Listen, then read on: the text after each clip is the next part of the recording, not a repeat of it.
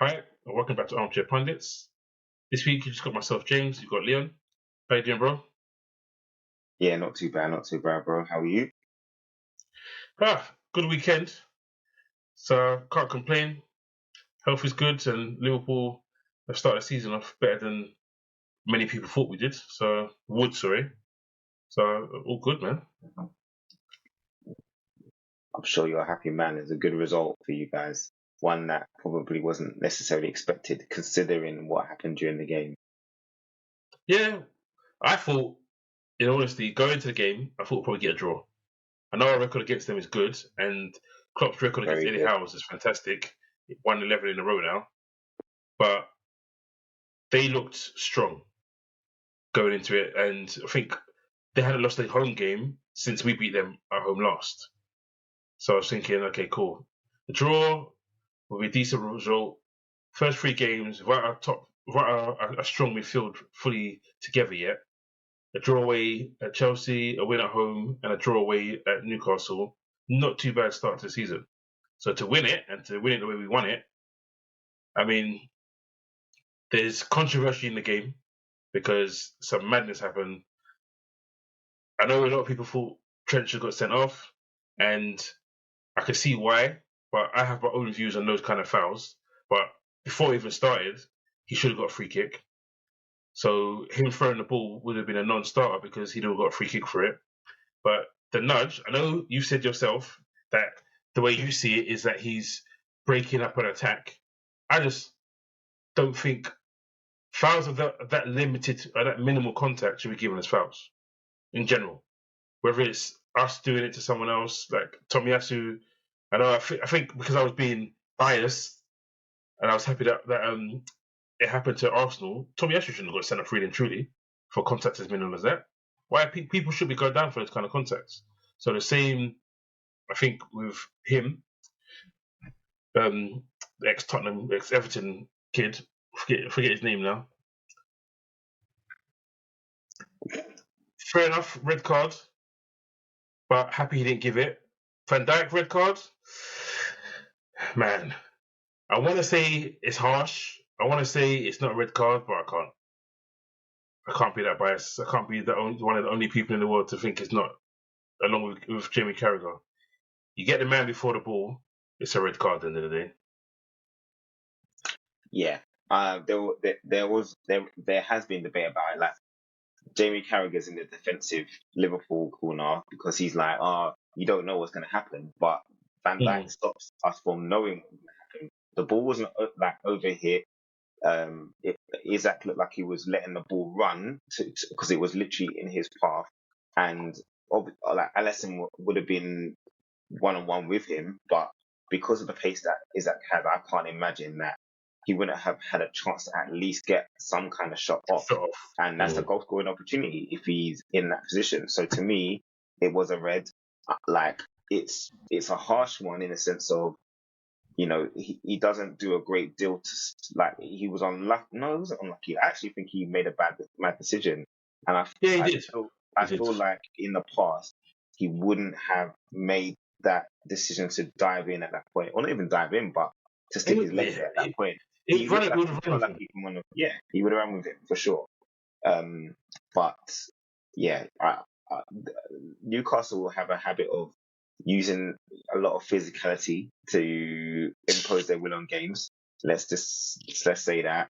And as you said, Anthony Gordon had committed a foul on Trent, which led to Trent obviously getting a card for showing dissent by throwing a ball back, however you want to call it, dissent or time wasting, whatever, because he was in a position where the ref said play on, but it was a blatant foul.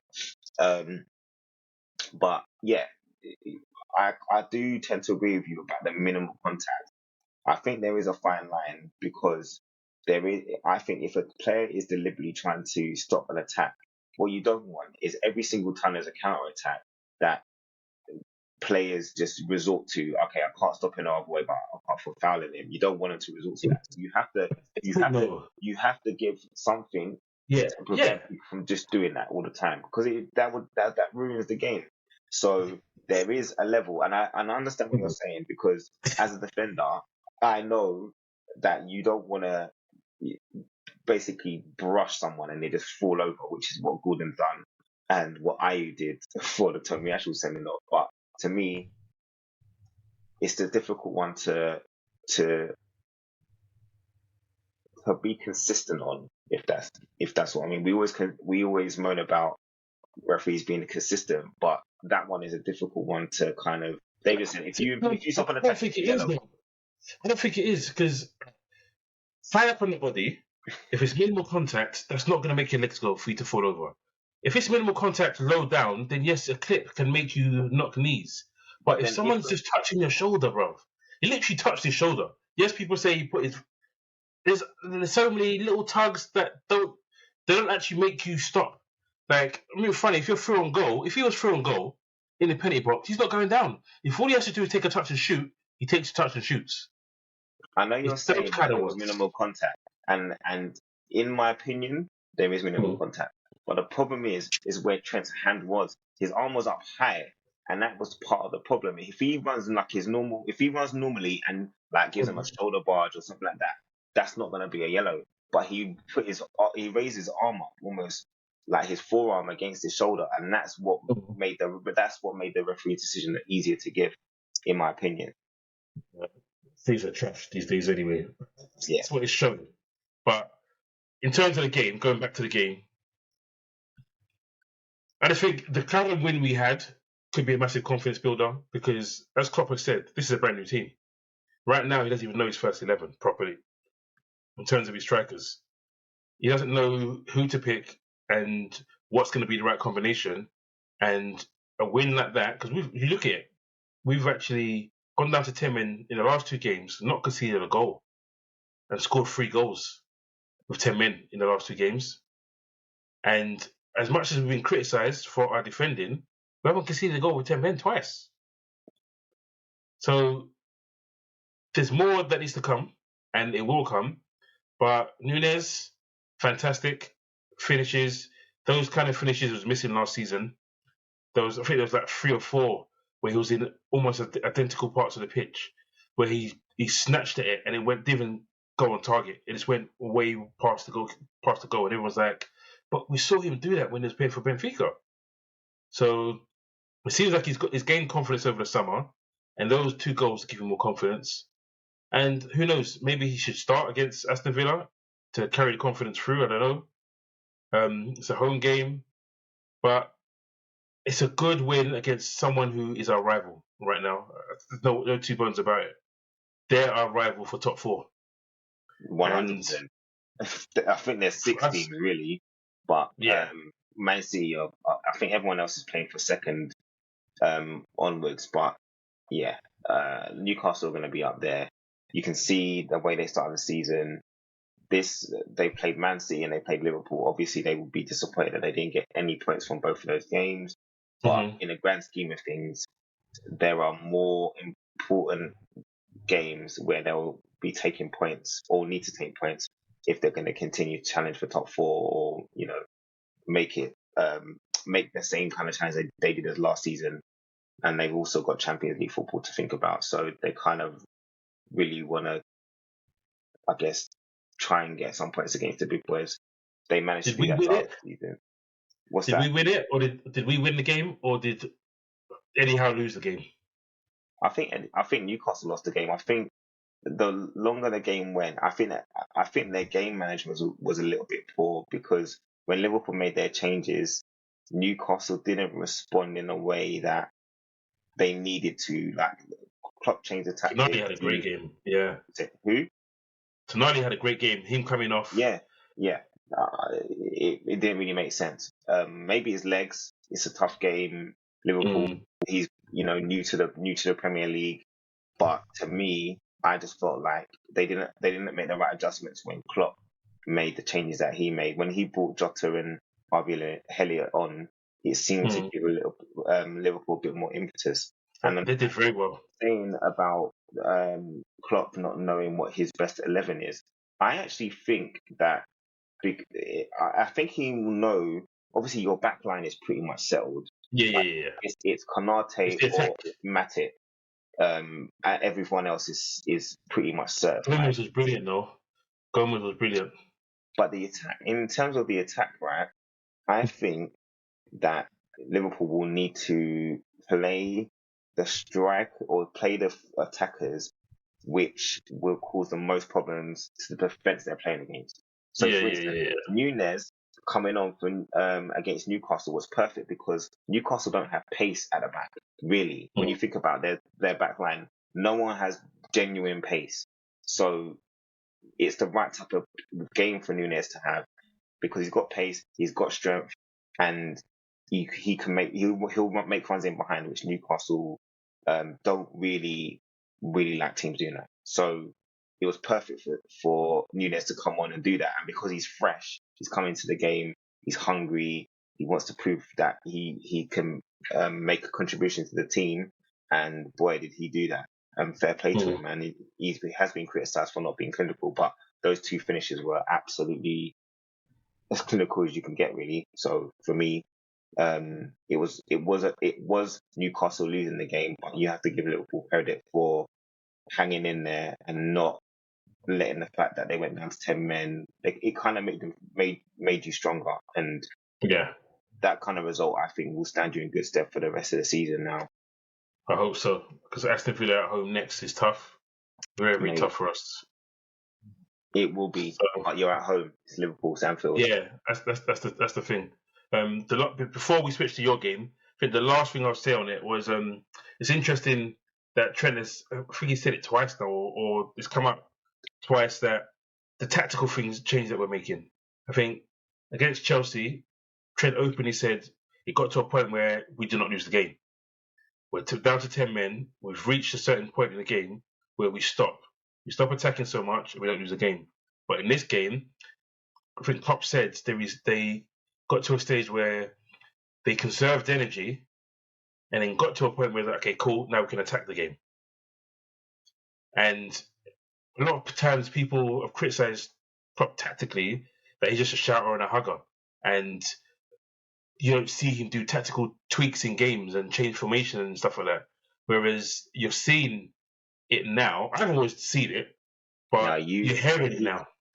You definitely did that. I think the reason why maybe they get he gets beaten with that stick is because of the style of football that he normally plays. Like people will Mm, think, oh, it's all 100 miles per hour, blah blah blah. And then when he started to not do that, people are like, oh, Liverpool aren't playing this high press, continuous high press during the game, blah blah blah. They can't manage to do that all the time. And obviously, yeah, you lot paid the price last season by starting really poorly because of your exploits in the previous campaign where you literally you played pretty much every game you could possibly play in a season. So to me, um, I think I think it's the team showing maturity, mm, not necessarily just a Klopp. It was a Klopp making changes, but I think it was a mature performance, and people like Trent have to learn to know when to make those overlapping runs. yeah. You didn't overcommit. Like both of your goals came on a counter attack. You closed it. You won the ball in good Counter press. areas. Yeah, counter Yeah, press. basically. So you won the ball in good areas and fed got the ball forward quickly, which is something that Liverpool always done. But Mm, you didn't overcommit your fullbacks in joining the attacks on this occasion. You were still kind of conservative on that front, and that was the key really because you couldn't really afford to have those guys bomb the way that Newcastle used the width to generate most of their attacks. So credit where credit's due, yeah. man. Cool. So was that to be top three signing the season, but we move on. we move on. Boy, we he's move looking on. impressive already, mate. I can't lie. So onto your game. Another 2-0 victory. Yeah. Um. Obviously, it's Bournemouth, and we have a fairly good record against them at their ground. We have had a couple of bad results in the past, but we won their last season 4-3. We this season, again, Ange playing the style of football that is expected at Tottenham, which is really really good. I think the fans are buying into it. I thought we rode out like a little bit at the beginning of the game, but once we settled in and began to find our footing, I thought the midfield combination of Sarr, Basuma, and Maddison was awesome. I think Maddison, I think you seeing him pick up the ball in deeper areas, but when he's picking it up, he's not just picking it up deep and playing it forward. He's playing it looking for either 1-2 or playing little combinations and then making that forward run, which makes it difficult for him to be trapped by the midfielders because he's coming so deep. He's pulling people out of position and he's able to keep the ball under pressure. Basuma the same.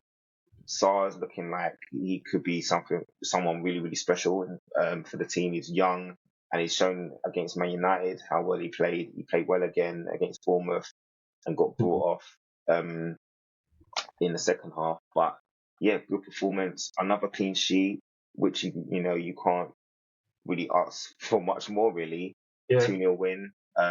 Still not necessarily looking great in terms of the front line, but Kulusevski got he got on the score sheet. I should say he broke his duck for the season, which is good. So I hope that Son and Richarlison can start getting their shooting boots on because we really need goals when we come up against stronger opposition. Right now, it looks good, and we've had, I guess, relatively nice start to the season in terms of the fixtures. Brentford away was tough. Man United at home, tough. Great win. And then that's a relatively easy fixtures. I just realised when I said that. It's an easy fixtures. I just thought back. Who did we play first game? Brentford. Yeah. There's a tough start to the season, man. They're a problem.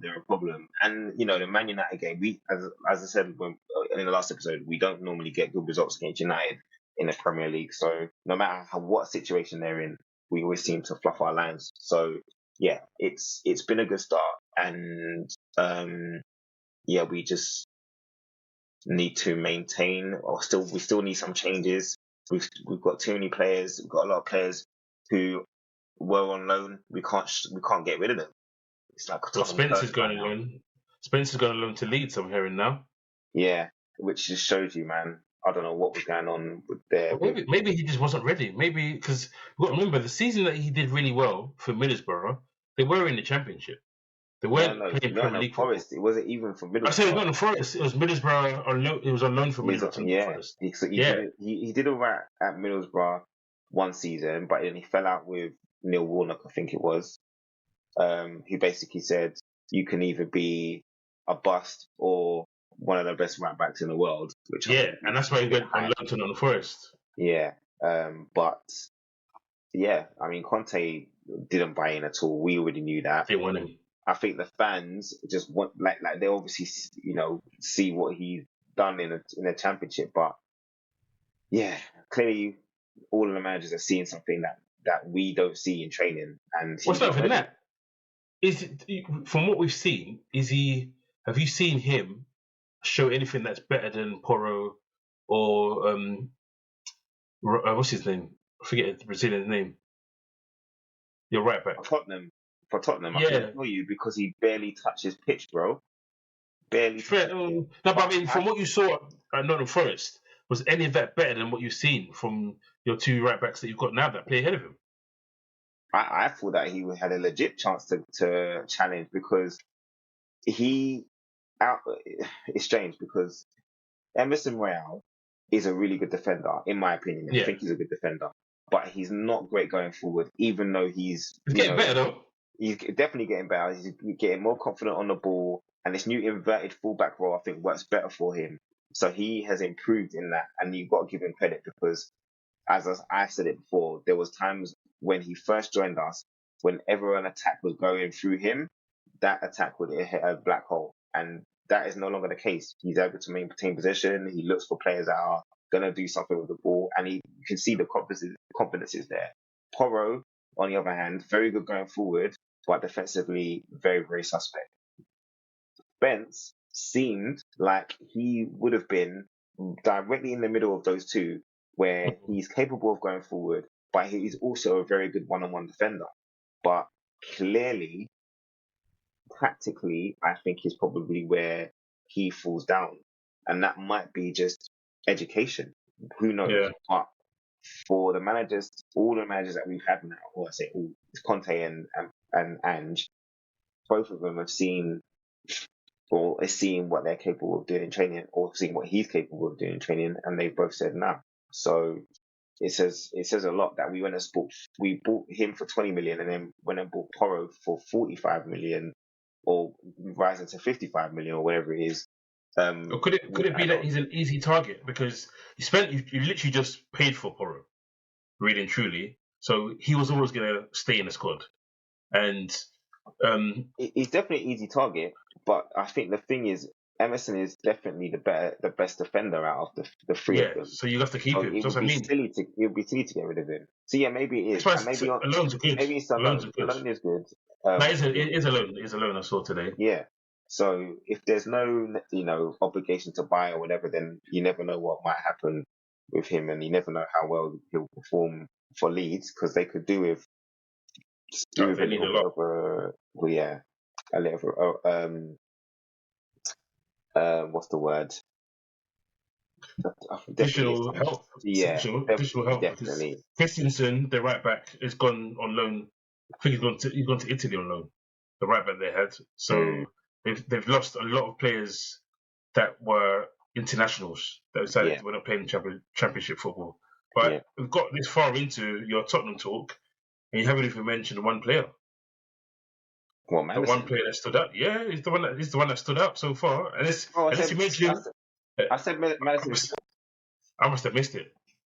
I think coming deep to pick up the ball, playing one team. Yes. Yeah, man. Madison's been on job. As I said, the midfield three has been the most refreshing thing from the team so far.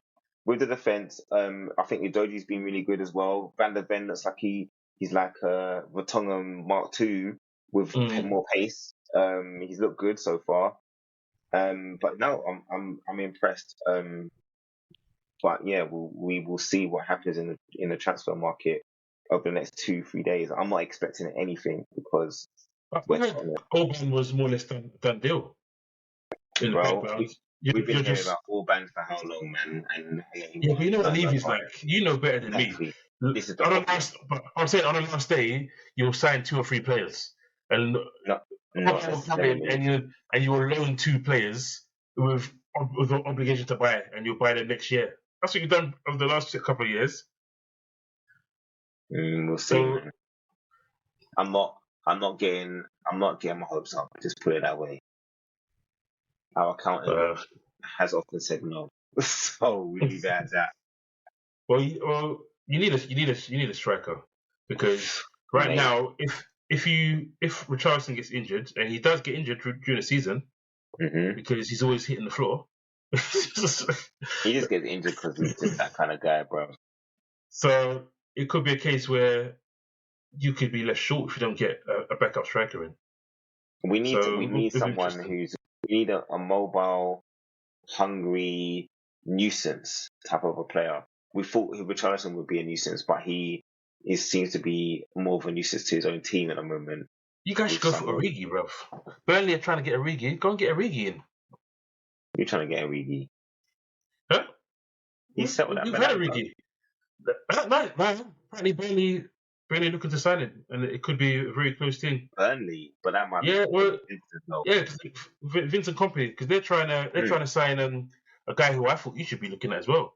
The Porto striker, Taremi. AC Milan looking to sign Taremi for 25 mil. He's not Ange type player. Ange is looking for mobility up top, and I think that's why he's not immobile though. No, he's more of a target man. That's more of a Benteke with less mobility than that. Even less, okay. Yeah, no. Taremi is a decent striker, but he's not the type of player that Ange is looking for from what we've heard in the reports. Well, you better mind that he doesn't go back to Scotland and take one of them mans. What, the Japanese guy? Yeah, might say, you know what, if you're not giving, might just do a crop and say, listen, I want Endo. He's going to say, listen, I know these guys score goals. They know my system. I'm taking them from Celtic. Boy, you never know. You never know. But we'll see, man. We'll see. 3 days. 2 days. Okay. All right, and so we've got Aston Villa. Who have you got this weekend? Burnley, I think. Is it Burnley? I think it was Burnley. I thought it was Burnley when it came up earlier. Let's have a quick look.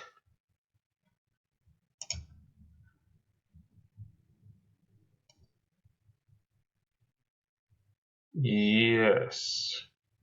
Yeah, Burnley away. Burnley. Thought so. Burnley What away. do you think? They got no points? In the past, Tottenham have been a gift that keeps on giving. We will be the team to give the first points or break a team's terrible run. But I'm going to be positive and say that we'll get another win because Burnley don't play the don't play the football that they used to play, which caused our problems, which is bully boys. Yeah. Now they're playing football, so we might have a better chance. We'll see. We don't. Tottenham don't travel up well going up north, but it's not cold, so hopefully So it's a good time to 3 play. o'clock. Yeah, it's a 3 o'clock kickoff on Saturday, so that's the way to see. Aston Villa, like you said, ours is a 2 o'clock kickoff on Sunday.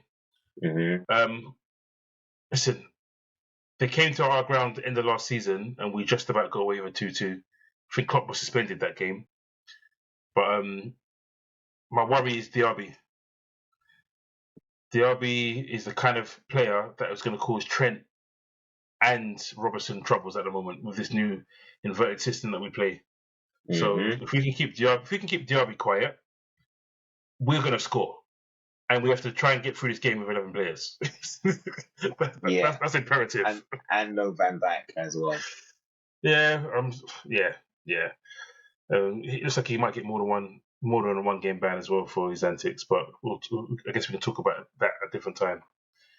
But okay, another couple of big games there, mate, because Arsenal got Man United after that as well. So good Super Sunday, to be fair. Yeah, it is. Well, ours is not on TV. That doesn't make no sense. Are you joking? There's Crystal Palace Wolverhampton's on Sky. No way. Yeah, well, everyone's got to get their time, innit? Yeah, but there's certain fixtures, but yeah, the Aston Villa Liverpool should be on TV, really and truly. Crystal Palace Wolves, you know. Oh, mate, cool. Yeah, but yeah, Arsenal Man United should be a good one. Be interesting to see. Right now, a draw. As much as I want to see Arsenal lose, because you've lost, Man United have lost already, so they've got the defeat. You don't want to. I don't want to see Man United beat them and get confidence from beating them. And you don't want Arsenal to get confidence from beating Man United. So I'm looking at thinking maybe a draw is good. We win, and they draw, and then we just move ahead of them in terms of. I think we've got 2 points ahead of them at that point if we do that.